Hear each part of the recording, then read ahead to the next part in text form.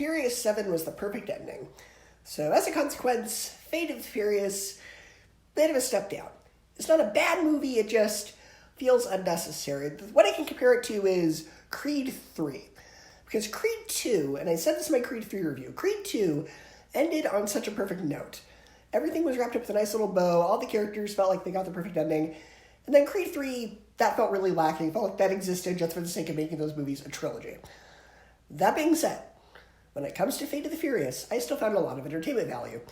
Charlize Theron, she plays a really great villain in this, and it is so fun to see Jason Statham. I mean, he's great in this. I mean, he's great in everything. He's fantastic in this as well. The script is also very witty. It's probably the funniest movie in this franchise, because the dialogue in this movie is so good, and all the jokes are so sharp.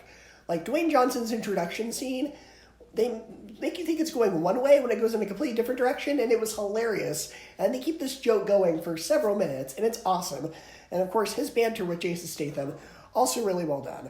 The cast, also very quick with their banter. It was hilarious. It almost felt like an MCU movie at points. By far, the scene that made me laugh the hardest was kind of near the end.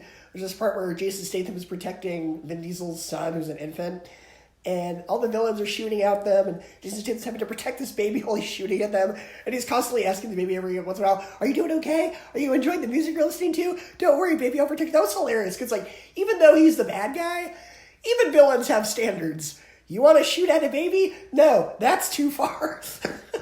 So funny, so hilarious. And this franchise also continues to impress with the insane stunts and action. I mean, logic got thrown out the window with this franchise like 3 movies ago, and it just gets more insane.